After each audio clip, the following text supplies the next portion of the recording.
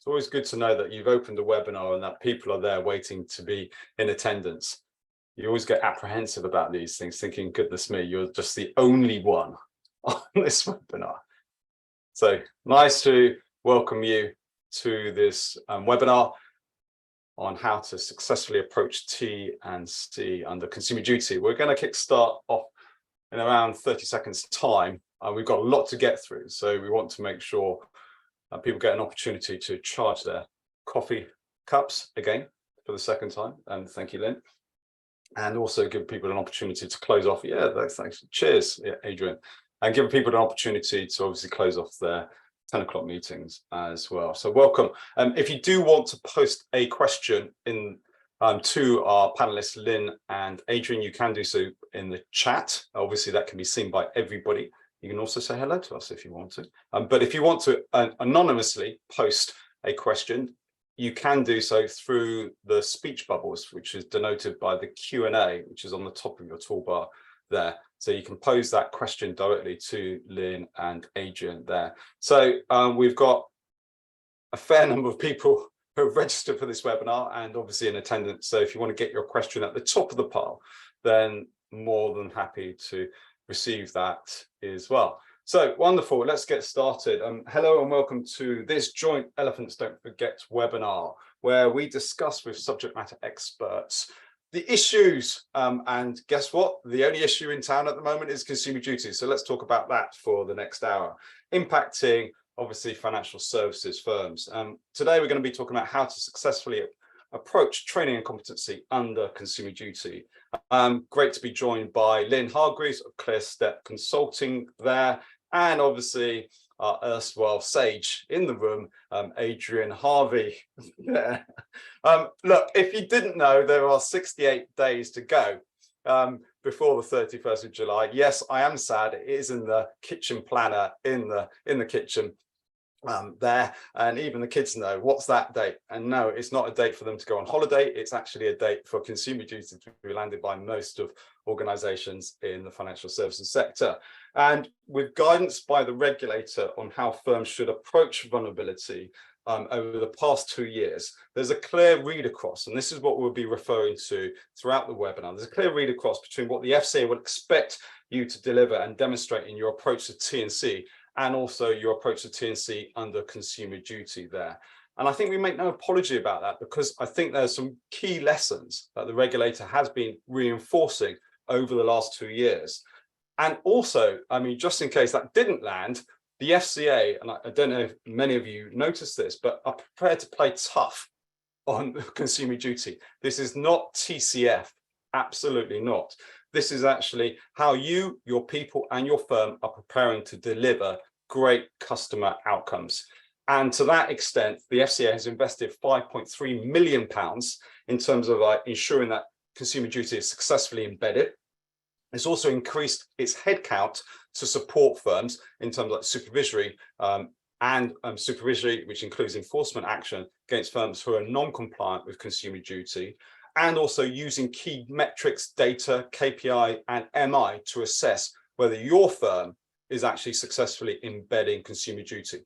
So this data-led approach by the regulator has to have an impact on the firms that it's supervising there. And so we're going to cover off what does good look like, T&C look like, how to review and improve your T&C, how firms can achieve T&C compliance, and also the critical data points that we believe that you as an organization should have in terms of like measuring and monitoring the effectiveness of your employees' competency. So as usual, we're going to kickstart off with a poll. We like our poll questions. This is completely anonymous, so don't feel that you're going to be outed in any shape or form. We use this as a gauge to actually understand where you are and how confident you feel in certain aspects of your approach to consumer duty and approach to T&C. So how confident are you that your people actually have the required knowledge and competence required under consumer duty? So how confident are you that your people are at the party effectively? Welcome, Lynn. Welcome, Adrian there. Lynn, can I just ask you to say, as people are contributing to this poll, what's the state of play? What does it look like out there in terms of like firms' approaches to T&C with under the spotlight of consumer duty? A real, I suppose, a real mix of approaches across the different sectors, I would say. I think you've got firms and organisations who have reviewed their strategic approach to T&C. They've done the mapping exercise. They're quite happy and confident in terms of the knowledge and skills that are required, you know, under consumer duty, through to some firms and organisations who perhaps, you know, cut and pasted a little bit of the guidance into their T&C arrangements, or done a little bit of tweaking to wording, you know, changing fair outcome to good outcome on a file check document, that type of thing. To others where, you know, it's still a line in the implementation plan around, you know, we need to do training on conduct rules. So, you know, fairly mixed across the, you know, the different sectors, I would say at this point in time. Adrian, obviously the audience is saying 42% saying somewhat confident that their people have the required knowledge and competency, fairly confident 32%. Slightly confident 18%, not confident 7%. Thoughts? Yeah, I'm listening to what Lynne said. It really resonates. You know, I get the sense that firms have tackled consumer duty almost in a project plan like way, and people is a line on the project plan. So now we've got to do something about people, and people was one of the last lines on the project plan, because we had some other things that were forced by the regulator. I have to do this filing by then. So people were further down the list. So now we're 68 days or whatever the number is on your kitchen planner away from consumer duty biting. And I think we're hearing a lot of firms turning their attention to the people line on the plan. And I think that's exacerbated by the regulator's behavior in terms of some of the more recent communications from the regulator, specifically in relation to T&C and if you like, the first line in particular.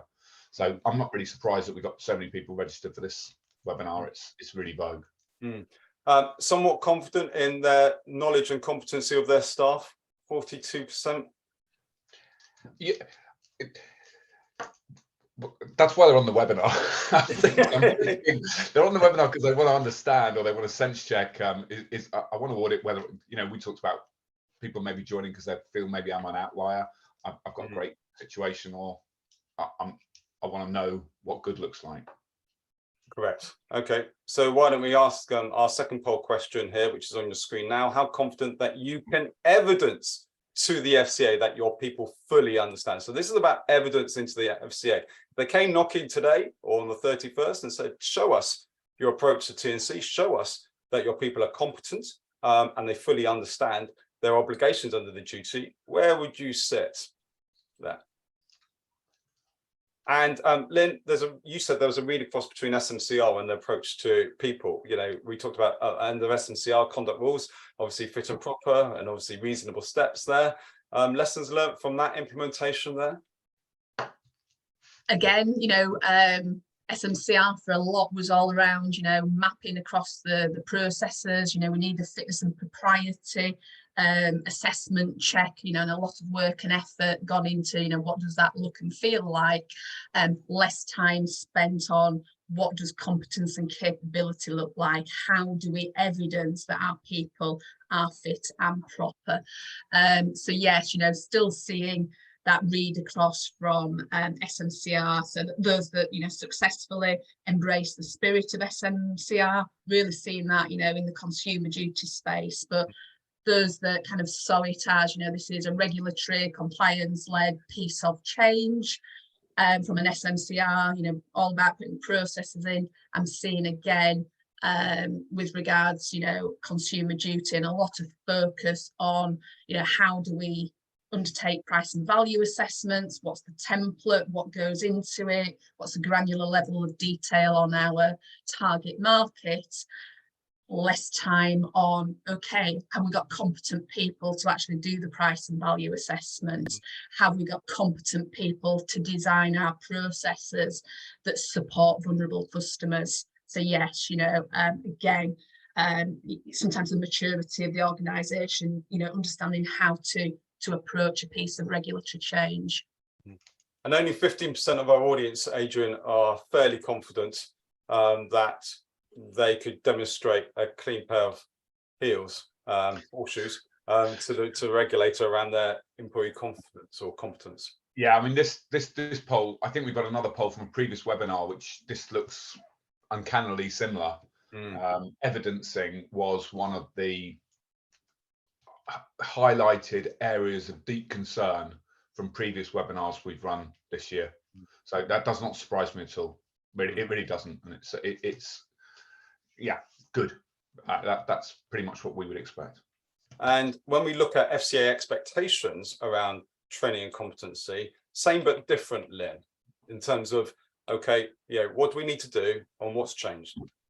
Yeah, and I mean, everybody on the call, I'm sure is, familiar with these high-level standard rule books. They apply differently to firms depending on, their business model as such. And, this hasn't changed. The rules, the guidance around competence, people, TC source book, that is still there.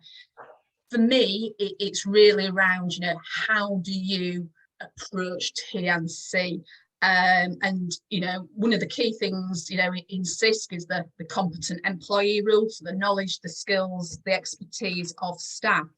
And the regulators put in there a really big signpost and guidance, take into account those principles that sit within the T&C source book.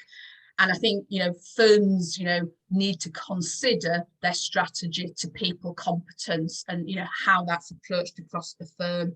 So, do you need to introduce T&C principles and practices across, all those customer facing teams, those back office, middle office support areas? You need to be looking at the structure and the content of your training, as well as, the standards that are now needed, because, that bar is being raised with consumer duty, so therefore, your people need to rise to that challenge. And that starts off with defining good customer or consumer outcomes, and doesn't it? And then working backwards from that. And here is a flag or a warning that the FCA is not going to do it for firms. No, and this is where, personally, I struggle as well sometimes, that blank piece of paper. As a firm, you need to define what does that good customer outcome look like for you, and there's an FCA lens on that, they're very clear about the rules and the guidance. You have a firm lens on it, you're there to provide that service, make a profit, be market leading in terms of your offering. And then there's the customer outcomes, what does the customer want from this relationship with the firm? And that needs to come together in defining what does good look like, and then from that, what does that mean in the context of the individual? So if I'm handling complaints, what does a good customer outcome look like? If I'm dealing with somebody who is experiencing financial difficulties, how do I approach that? How do I meet the regulatory, the firm and the customer needs in that conversation? Yeah. And then when we look, we said at the start of the webinar, Adrian, that there's a read across from what the regulator expects over the last 2 years around vulnerability, but also we flagged up here what the regulator saw and understood from reviewing the implementation plans in January of this year. And there were 3 key elements here that firms still had gaps in their understanding around culture, around values, and around evidencing that. Yeah, for me, consumer duty, everyone bangs on about it, but for me, consumer duty, you're not going to achieve the desired outcomes under consumer duty unless your firm has the right culture. And for me, I think this is about 3 things that come together. One of which is culture. I can't mention that in a minute. One's culture, one is data, and one's people. So the data element, this evidencing, the regulator has been really clear with Dear CEO letters saying don't expect to rely on the data you've currently got. You need new data sources. And in relation to the context of this webinar, I think firms need to ask themselves, what's the quality of the data that we have in relation to our people, and their competence. And also, honestly, I don't expect people to out it on this call, but the look in the mirror type conversation, and what's our culture genuinely like in this organization? Yeah, how are we measuring that? What data have we got to support that? And remember, culture is behavior, and that's about people. So for me, that your people, your front line, I think a lot of firms have, I don't know if they've overlooked it, that they deprioritized the people aspect of consumer duty, because I think there's been a whole bunch of, my words, lawyer-led, desk-based stuff we've got to get right. And we've got to get that right now, because we've got to file that, and then we get to the people bit. And I actually think the people bit's really hard. I think it's very hard. I think it's going to take a lot of time. There is no magic pill. You can't, and now we've got the right culture. This is a journey. And I'd be stunned if many firms were consumer duty ready. Yeah, 1st of August. I think the ask will be, can you demonstrate that you've taken reasonable steps to start this journey in relation to your people? Your products, you've got to get that right. But in relation to your people, can you demonstrate that you've taken reasonable steps?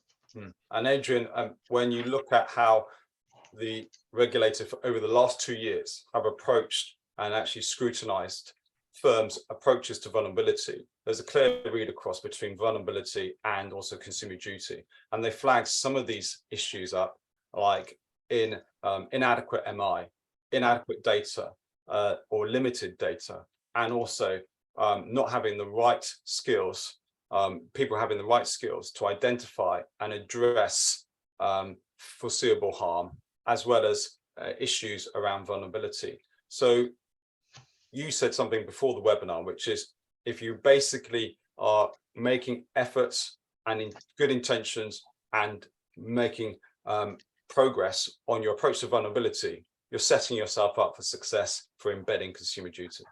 Yeah, I think we've chosen to, as panelists on this webinar, to focus particularly on vulnerability, because it's inevitably, the regulator has been crystal clear that this is an absolute central point for them to focus on. And I suspect it's what we hear it all the time. Vulnerability is difficult. Yeah, you can train vulnerability. You can put somebody through some vulnerability training, which I can buy off the shelf. Yeah, but in reality, what you want is employees who are competent and confident, yeah, to deal with customers and spot vulnerability and deal with it accordingly. That's very, very different from saying I put some people through some vulnerability training. So what the regulator's calling out here is unable to produce MI. Well, if the MI you're relying upon is principally the fact that Tarquin was trained 2 months ago in vulnerability training, and here's an example of that training, and here's a tick that he got 100% in a little test at the end of it, I think you're missing the point. I think the regulator's being really clear on that. And what's actually required is evidence of Tarquin's in-role competency in relation to customer vulnerability. And that data feed eludes the vast majority of firms in the sector. And that's not going to happen if you stick to your... Sorry, Philip, can I just go back to that slide? Because just a point I want to make there as well on that vulnerability piece, and in terms of the scope of it as well. I know a lot of firms are, and rightly so, you know, concentrating on those customer facing teams as well. But, you know, if you go back to that initial guidance that was published back in 21, you know, this is about skills and capability and competence over both your, you know, your back office, your middle office teams as well. So the teams that are responsible for designing your processes, designing your products, need that understanding of vulnerability, those characteristics. How do they develop their products, their processes with that in mind, the marketing, etc. So, you know, again, that is a real significant, you know, indicator around competence across the organisation and the importance of people in driving and delivering, you know, what's required in this area. So, sorry, I'll let you move on now. That's right. No, good point there. But that's not going to happen, Adrian, if you stick to a single point in time or your existing approach to T&C. Yeah, I won't rinse this slide. I think everyone on the webinar will this will resonate. This approach will resonate with most firms. It's almost like the default methodology for training and competency training. Yeah, in the marketplace, we call it single point in time training. Yeah, where an individual, an employee is trained. Yeah. And then once a year they go through some sort of refresher training. Okay, there's some monitoring and case review type stuff and some QA around the outside, but broadly this is a single point in time. Everyone gets the same training, irrespective of whether they need it or not. Generally speaking, it's resented, it lands poorly. If anything, it feeds compliance fatigue, which is the exact opposite of what the regulator is trying to achieve with consumer duty, where regulation, if you like, it runs through the individual like those lines in Children's Rock. Yeah. So to completely integrate it. And I think the current approach that most firms pursue, this single point in time, actually just alienates people. And that's quite a helpful slide because it covers off a lot of what I've said. I think the tick box approach, it gets referred to as tick box. I mean, it's the worst kept secret in the market. The regulator knows it doesn't work. Employers know it doesn't work. Employees know it doesn't work. And it actually, all it does is measure that an event took place. Let's be crystal clear. Yeah, that's what it does. It measures that an event took place. It does not and is not a measure of employee competence. And even if you could persuade me that it was a measure of employee competence, it is at a single point in time, and that has to change over time. So if you're hoping to change your culture, you need a continual assessment methodology. So nicely segued into what does good T&C look like under consumer duty, and I'm very proud of this slide. We know you are, Philip. We know. So there you go. And so obviously everybody's familiar with the consumer journey and the customer journey, and from awareness to loyalty. But on that way, and I think this is where firms have mapped this out and they've been forensic in that within their implementation plans. But Lynne, you see that there's a touch point for each and every customer touch point. There is an intervention, a T&C intervention for these pre-sale, post-sale, during the sale and post-sale that firms have to absolutely get right. And definitely, and that is the mapping exercise. Again, a lot of focus from organizations and teams on mapping that journey, mapping those processes. That the next stage is to map your people across those journeys as well, so where they are involved, whether that's at the beginning, looking at devising the journey, devising the product, to people who are selling that product, supporting that in the afterlife, in terms of answering queries or complaints or, the forbearance discussions. So it's about, mapping that T&C requirement across it, so where as well, the cross-cutting rules, where is that potential to result in harm? Why, where can we look, and where would we be looking at avoiding foreseeable harm? Where in that journey do we need our staff to support customers in pursuing their financial objectives? So it's that cross-cutting rule mapping as well. And once you have got that, then you understand, or you can make that next decision around, well, what are the knowledge, the skills and the behaviours and the competencies that are required of our people to deliver that effectively. And I think that for a lot of organisations is that next phase on consumer duty journey is mapping across, and understanding where are our gaps, which goes back to that initial, poll question, we're slightly confident.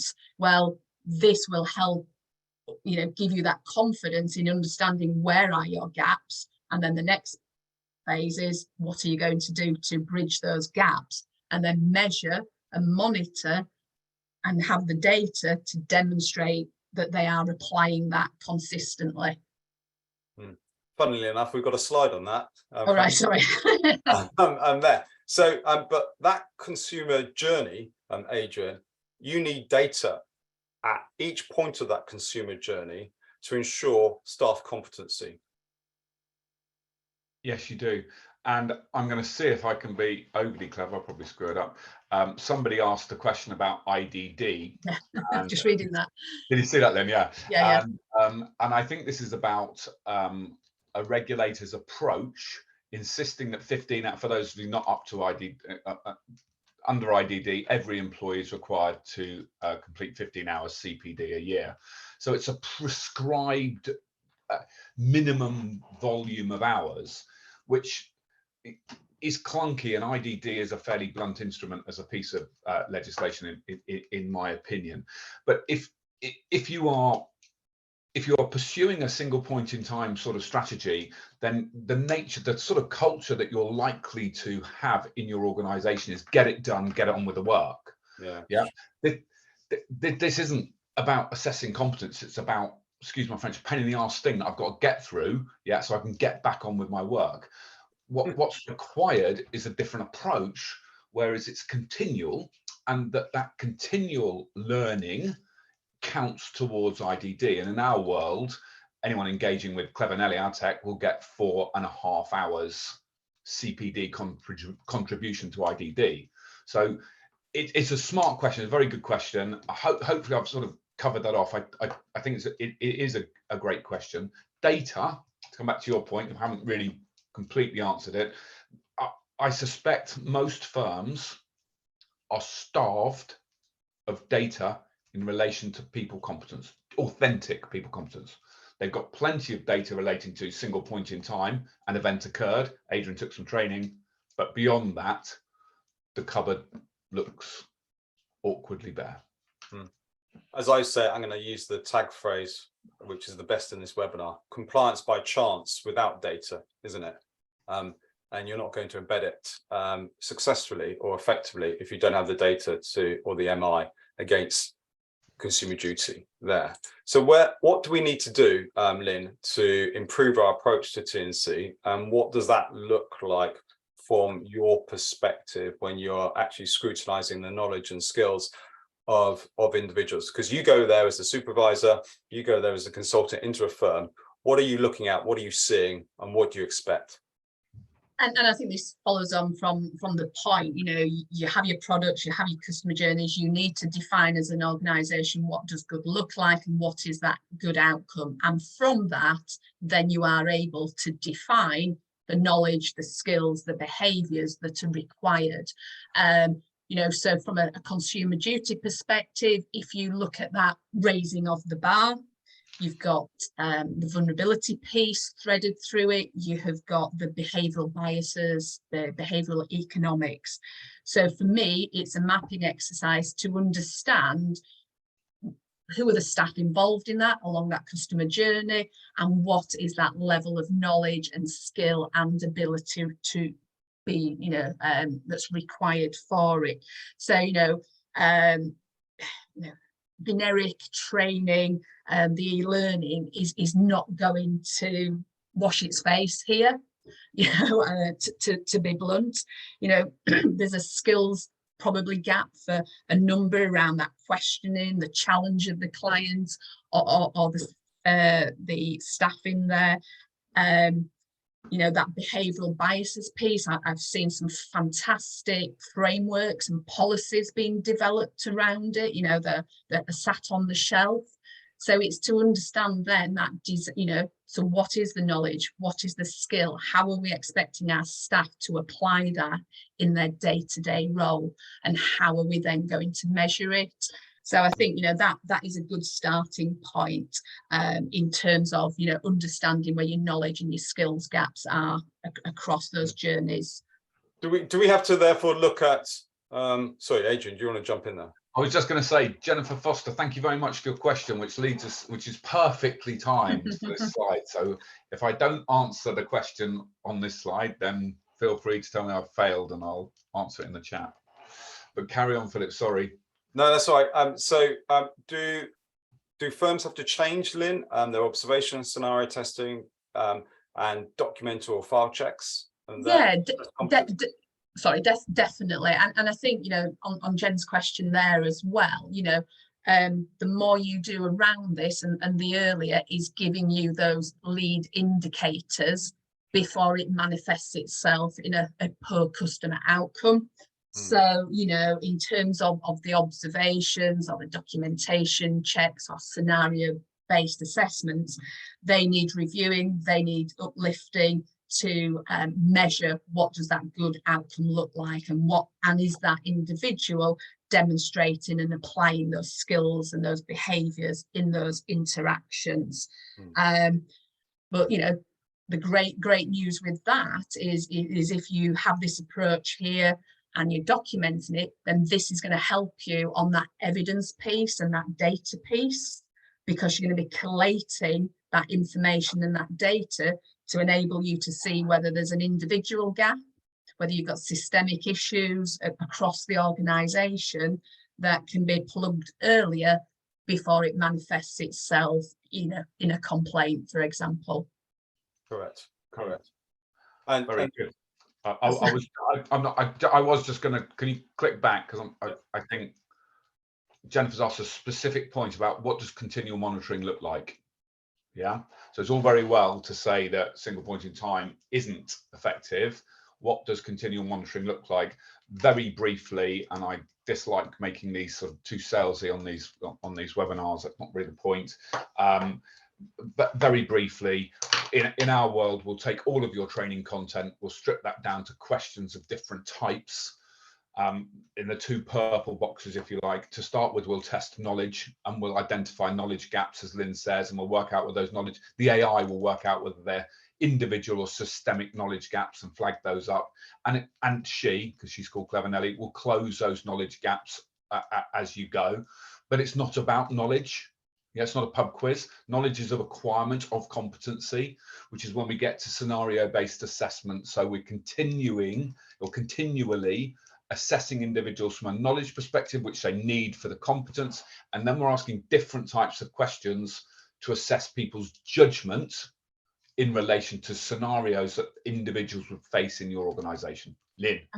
I think, Adrian, that's that application and understanding piece, which is, you know, great, you know, I've got the knowledge, I can answer the question, but can I use it? Can I apply it in relation to the customers I am going to be dealing with on a day-to-day basis? And that's where the data, that's where 99 of 100 firms have no evidence of that whatsoever. They can say Adrian was trained, he got 10 out of 10 in his test. How does that translate to competence involved evidence? Politely, they stumble. And to achieve good outcomes from where firms are, Adrian, you've identified that there are gaps. Good outcomes. It's all mapped out in the implementation plans. You've mapped your customer or a customer journey, but there's a patchwork still of your approach to training competency. And firms, if they have that current patchwork, will struggle to achieve the good outcomes the regulator requires. I don't see how they can. Yeah, I mean, the data feed is missing. Yeah, so anyone will tell you, any manager will tell you, give me the data, yeah, and I'll fix the problem. I think probably the biggest challenge that the market faces right now is the critical data feed in relation to people competence, yeah, is lacking. It's not objective. It's measuring the wrong thing. Once organizations have that information, then they can better direct and change their operating practices, and it will fuel cultural change, because culture is about people. So if you're not measuring your people and you're not doing that on an ongoing basis, how can you hope to shift your culture? Culture doesn't step change, it morphs. So it needs to be continual, and your people are the secret. They are the essence of that cultural change. Okay, so how do we achieve best-in-class customer experiences as well as adhering to the regulatory expectation? Good question you ask yourself. Well, funny enough, we're going to answer that. Okay, so what we've done here on this slide, so fingers on buzzers, panelists there, we looked at the cross-cutting rules. So the 3 cross-cutting rules which you see on the left hand side, on the column on the left side. In the middle, we've got what we suspect could be T&C gaps. You may or may not have. We just picked up 1 or 2 of them. And then Adrian's going to basically address how to close those gaps. So fingers on buzzers. If I say act in good faith towards clients, Lynne, you say? Definitely a gap that I am seeing. This is the line on the implementation plan around, I need to do some training on the new conduct rule 6. I've got an obligation, it's a requirement to do the training. And the gap that I am seeing is, you know, that's a once and done, little bit of e-learning with some questions, and that will be built into the ongoing annual assessment piece thereafter. And you say, Adrian, to that? Needs to be continual, needs to be authentic. If anyone's learning anything from those one and done things, please let me know, but in the chat. But most people tell me they don't learn anything other than it irritates them. Yeah, and then we look at avoiding foreseeable harm. That obviously tracks Lynne right across the consumer journey there. Identifying client vulnerabilities, yeah, absolutely. Behavioral bias, I pick up on what you said there. We know that people are quote unquote predictably irrational there. Are staff trained to understand biases? Probably a good one to ask the people on the webinar. Going back in my dim distant past, you know, when the regulators started talking about this, 2012, 2013, don't quote me, you know, that there was, you know, piece and firms looked at this, looked at that occasional paper, built that into training and approaches.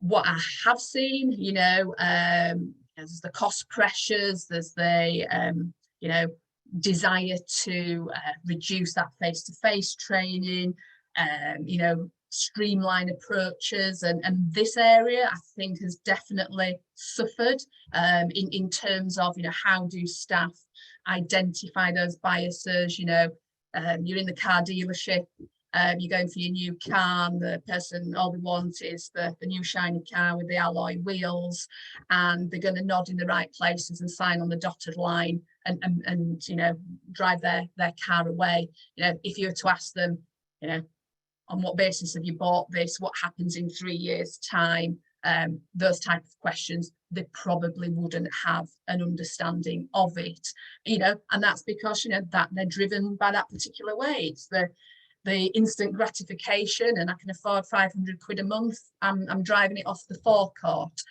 So again, you know, I think a gap I am seeing there is obviously, you know, is that training even part of your offering for staff? How are you measuring staff are competent in applying that and recognizing, you know, that the customer's just nodding and not really understanding? And it's not sufficient to say, you know, do you understand that? Yeah, great, sign here, let's see you later. You know, and you know, this is woven into the guidance and the policy statement. You know, yes, customers have to take a responsibility for the products that they are buying, but the organisation has to recognise these biases, you know, and how, you know, people do act in a certain situation, and they need to be, you know, acting accordingly to reduce that foreseeable harm. Because when that person comes back in 3 years' time and thinks they own the car, doesn't understand they've got a massive balloon payment, or they've actually done more mileage than, you know, than's required, and they've got a large amount of money to pay out, then that's going to result in a complaint, you know. But that's 3 years after the event. So, you know, I'll move on to Adrian's point, and, you know, well, how do you close that gap? You've just gifted it. So for me, it's about lead and lag indicators. Yeah, and a lot of firms, in my opinion, are using consumer detriment as their litmus test for whether or not their processes and practices are actually appropriate. Because it's only when you harm the consumer do you find out that stuff's going wrong. Yeah. So you're reliant on lag indicators, which ironically are exactly what the consumer duty is looking to avoid, you're actually relying on those to measure the effectiveness of your organisations. You need lead indicators. Yeah. And if you look, Adrian, in that final guidance, and there's, you know, example indicators, so the FCA is giving you a really big clue here of, you know, what should you be looking at and why. T&C records, you know, observations, outcomes monitoring, because those are your lead indicators to identify something is potentially going wrong early on in the process. Okay, you stopped short there. You caught me in mid. Sorry, no, yeah, sorry, no, I was looking at the chat there for Alison. Yeah, you know, that is definitely one way. You know, do your staff understand that? Is that what good looks like in your organisation? Another way could be phoning the customer, confirming their understanding, you know, a week, 2 weeks after they've bought the car. You know, that will give you a good early indicator as to whether that understanding is there. And well, that I could tell you years and years ago, goodness, probably 2 decades ago, at British Gas, we would phone the customer afterwards, after we entered into an agreement, a binding contract with business customers. Our control process would be somebody else would phone the customer, and the cost of that was considerable. Yeah, and that's one of the things that I often hear not discussed about the actual cost of consumer duty, but the cost of doing that was really high, but the quality outcome was really good, because somebody who had no sales interest whatsoever walked the customer through. You do realize you've entered a binding 3-year contract that you can't get out of, and this is it. And if the market moves against you, hard like, you still got to continue to pay that. Do you understand that? Yeah, and I think that, Adrian, is far more effective than a survey coming through on your phone and a text message going 1, 2, 3, and you know, and that is what firms are attempting to use in evidence that the customer understood it.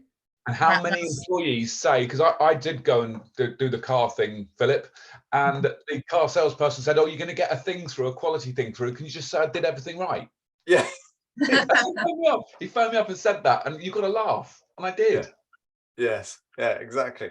And we're not going to be able to effectively monitor consumer understanding and consumer support. Obviously, these are the key outcomes without understanding the gaps in your approach to T&C and actually recognizing that. And to out that is actually to go to the board, go to your consumer duty champion, go to the head of internal audit and saying, look, Houston, we may have a problem here.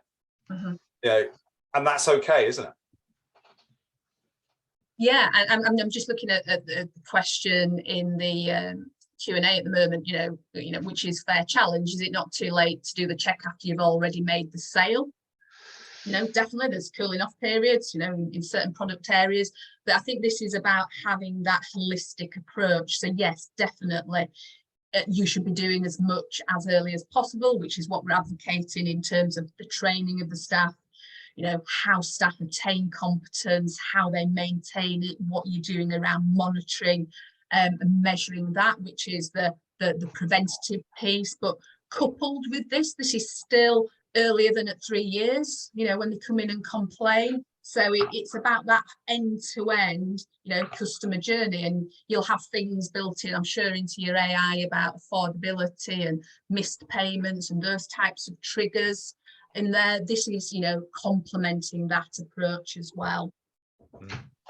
We've actually used key data points. We did promise 3 in the webinar overview when you registered, but we added another 2 because not because it's Christmas, but because we're just nice people. And so we've added the 2 more to critical employee data points that would evidence the competency of your people. Adrian, you picked up on one, box number 1 there, that if you're a CEO, head of internal audit, consumer duty champion, that you would like your people to be able to see.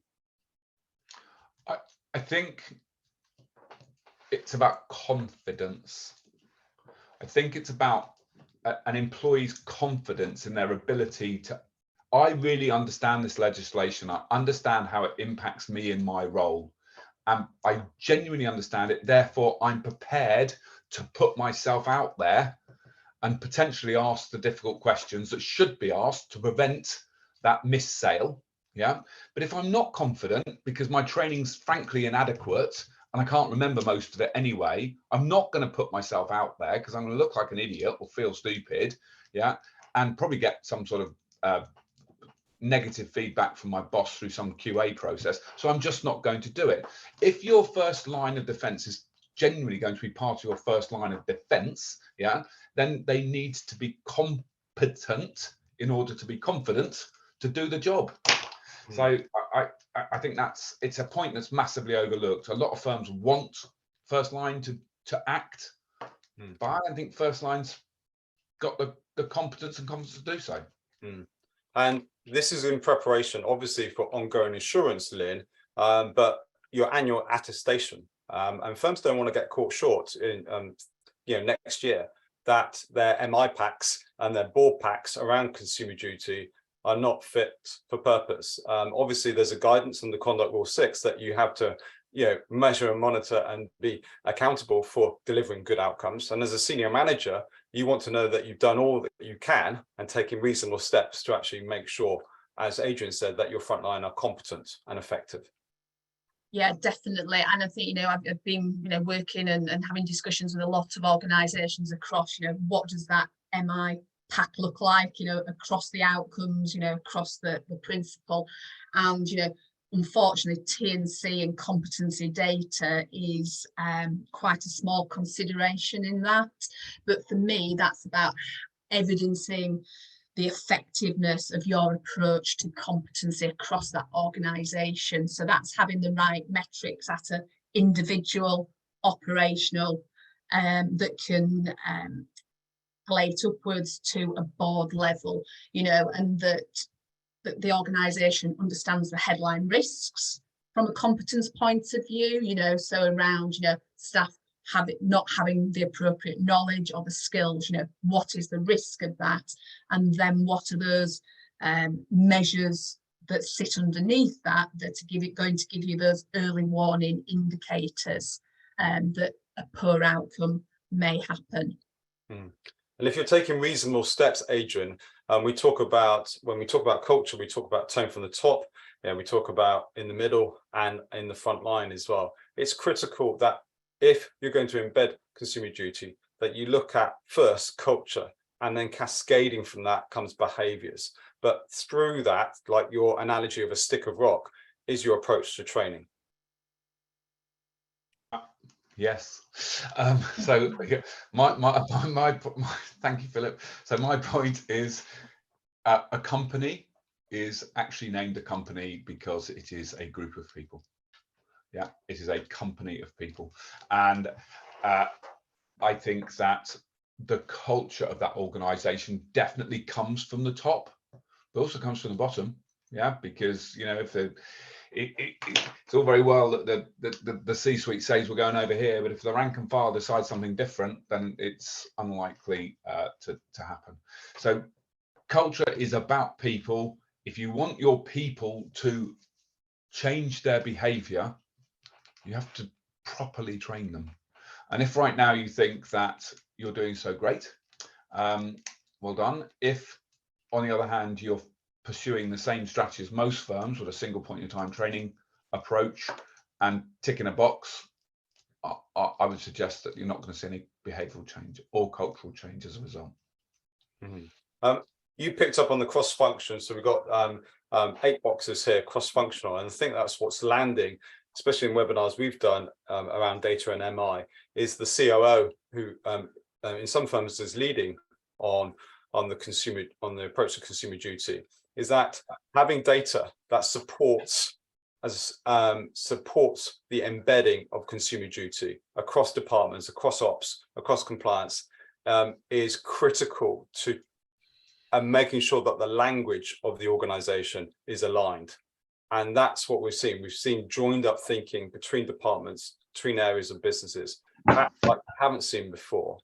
And that can only really happen through data that people can read across and have the appropriate MI in place against people, as well as other metrics and KPIs that they're going to obviously use there.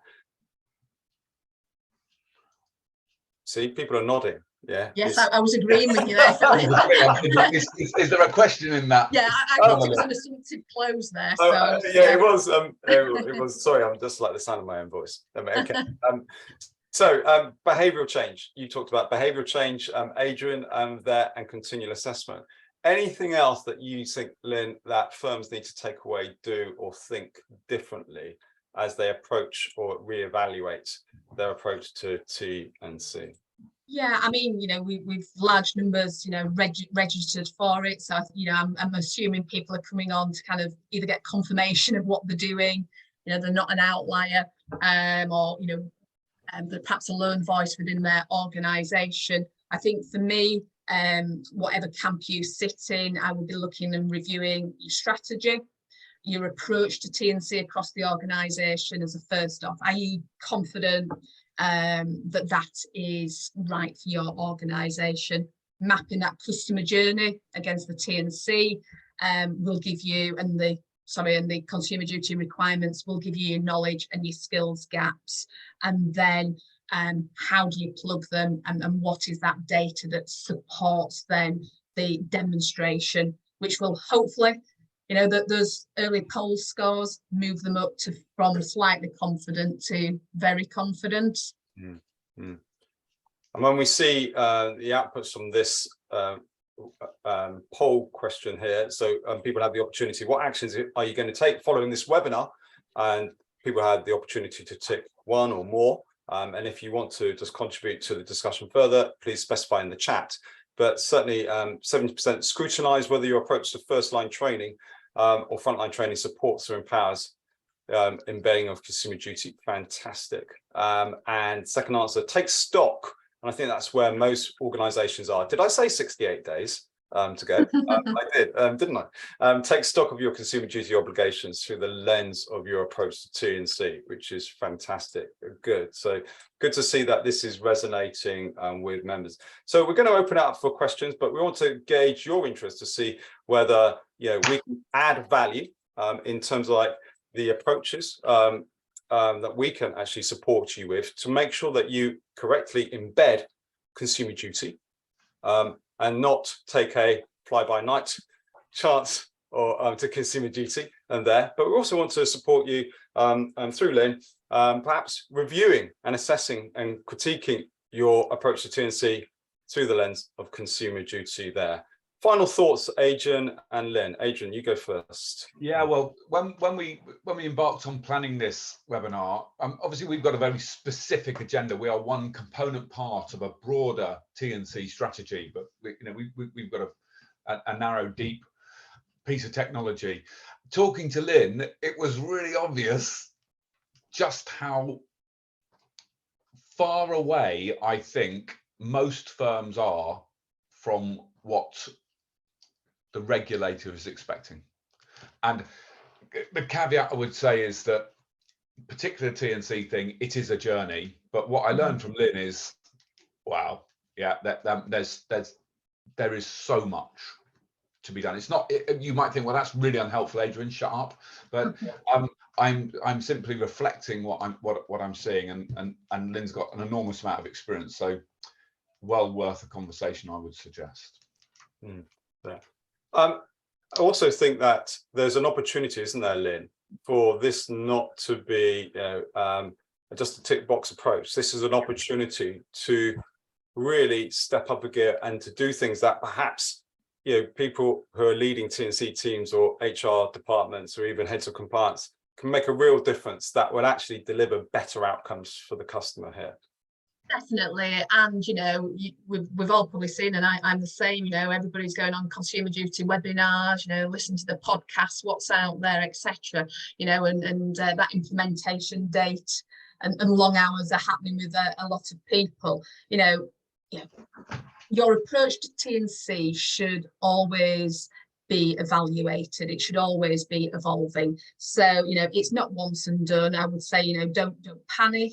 There are still things you can be doing to move you along that journey. And, bear in mind, this is about raising the standard, so therefore reviewing your approach, driving better, more competent, more knowledgeable staff is going to help and support you deliver that new consumer principle and evidence it, but also, you know, deliver your commercial benefits as well. So, you know, why wouldn't you? Yeah, absolutely.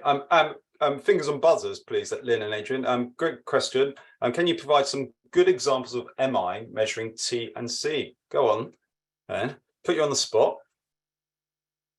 In terms of, as in, I'm not quite sure the question, but, you know, one of the examples I would have is, you know, if I was a regulator and this is what I do and go into firms is, you know, tell me how you are confident that your staff, you know, understand the vulnerable customer policy. Tell me how show me how they can identify it.